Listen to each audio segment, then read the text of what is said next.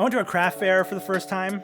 I've been holding off on craft fairs because of the global pandemic and biding my time till I found one I could afford and make happen. I found a small craft fair local to my area and got to work. I paid a small fee, practiced setting up my table, worked on competitive pricing, developed some special art pieces for the day, and invested a little in a point of sale for transactions for that day.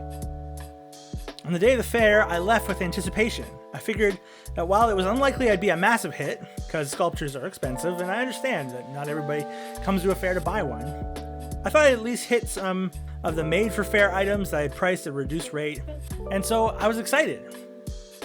I came home 8 hours later, defeated. The table looked great, the products were cool, but I just didn't make any sales. I say sales because I did sell one sticker, so I made a sale, but not sales. The money I'd spent to be there wasn't recouped, the other costs were lost, and the whole thing was a bit of a bust. Now, the truth is there's a lot of reasons for this. It was probably the wrong crowd for my work, the fair was underpopulated, and so I only saw a handful of people, and ultimately I was in the wrong place to sell my work. But at that moment, it didn't matter why it happened, it did. And it sure hurt. Yes, people were enthusiastic about what they saw, but enthusiasm rarely pays the bills. And so I sat quietly in the car, mulling it all over. The day, the conversations, my setup, the actual pieces, prices, longevity of my art career, and the reality of my worth. All of it ran through my head. It was a downbeat. It wasn't the first, it wasn't the last, but it was a downbeat. I tell you this story because I feel like sometimes these sorts of letdowns get lost in the era of social media. We push high points onto the internet and leave low points in the shadows, and the casual viewer of others' works and successes, it may seem like it's all ups for them and all downs for you. But the truth is, downbeats happen. So, what do we do? How did I try to bounce back from my craft fair disaster? Hello, I'm Patrick and I'm a sculptor. I love to make sculptures here on the internet, share some art encouragement, and just do some general creativity. And today, I want to share with you a little sculpture I made of Dr. David Q. Dawson from The Great Mouse Detective. And I wanted to talk about something that I regularly deal with as an artist, and I imagine many of us do, the downbeat. In some ways, it's hard to quantify the downbeats. They can take any number of shapes. Projects that didn't work out, events that didn't go the way you wanted to, sales that never happened. Whatever it may be on the path of an artist, there will always be these sorts of downbeats. The things that happen that make you say, maybe this is a sign that I just can't do this.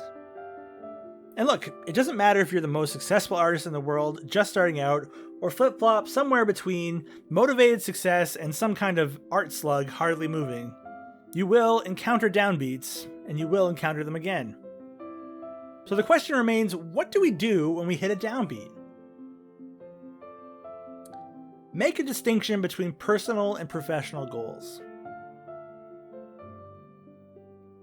The first big hurdle of dealing with a downbeat is separating your feelings about yourself and your work from the reality of the situation. I'm not saying you should ignore how you feel or shove those feelings deep down so you never deal with them.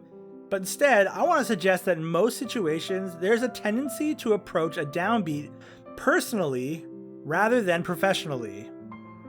To put this in the harshest light possible, a professional failure is not the same as a personal failure. And this is critical to surviving a downbeat. And that's because your personal goals are different from your professional goals. Personally, my goal at the craft fair was to try doing a craft fair and to make cool things. And to these goals, I put effort and accomplished what I came to do. So in a downbeat, you gotta ask, did you put your genuine best effort forward? Did you work hard to succeed? Then you, as a person, didn't fail, and you didn't let yourself down. Now, professionally, I had different goals. I wanted to make some sales, earn some money, get more of my work in front of the public. And those goals didn't really pan out.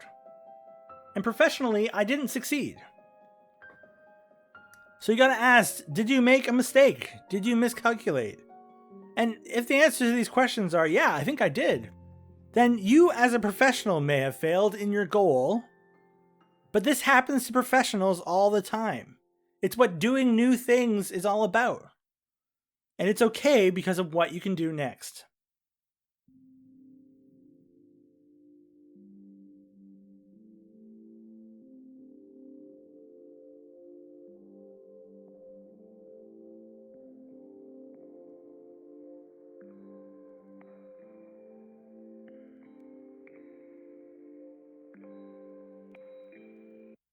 You can ask hard questions and learn from the answers.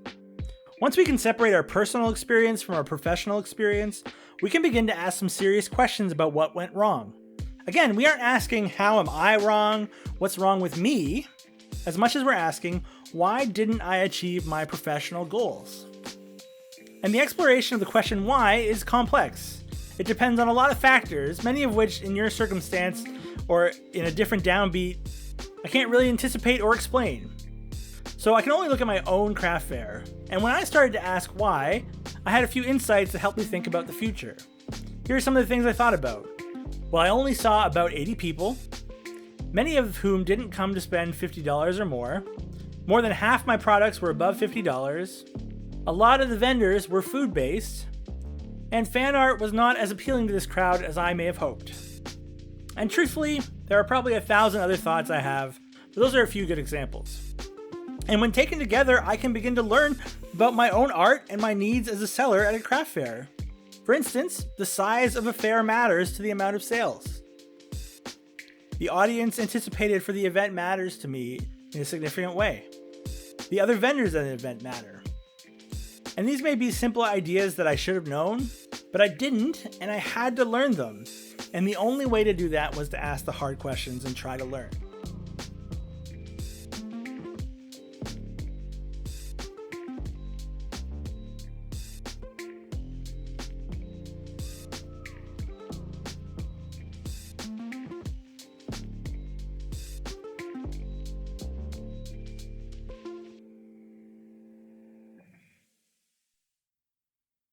Once you have learned, you can focus on the future. That craft fair experience is over. In fact, it happened a couple months back. And yeah, it was a bust. So when I mulled it over, which I don't really do that much anymore, the only benefit I get from being stuck in that downbeat is if I take that loss, the letdown, the failure, that bust, and begin to think about what I can do with the lessons I've learned.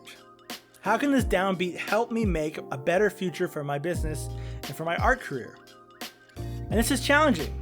For me, I put a pin in craft fairs for the short term. I don't think personally I can survive that kind of downbeat again for a bit. And I think professionally, I need to start to do even more research and work to find the right craft fair with the audience and the right event to make my work more successful. But all of that is secondary to what I did when I came home.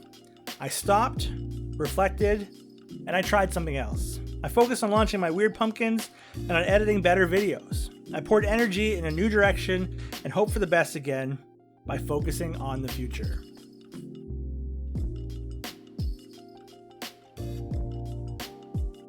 And this really leads me to the last strategy, which is this: make something.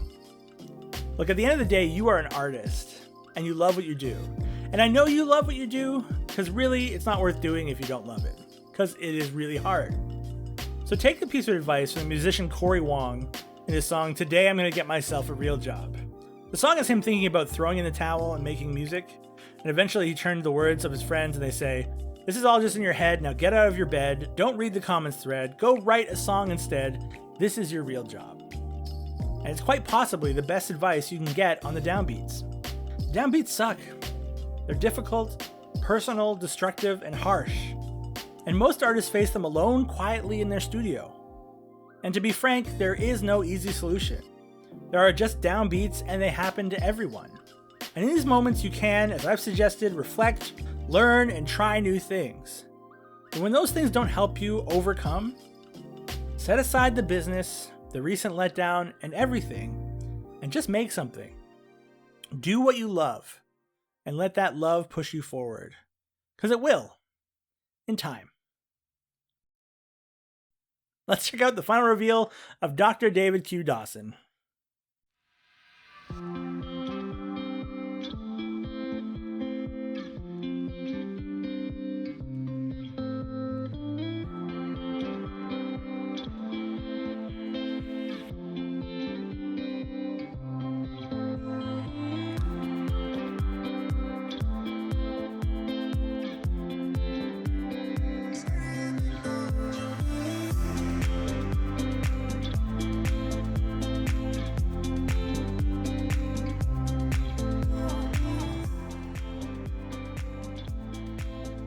And there we go. I hope you enjoyed this video and my experiences can help you deal with downbeats.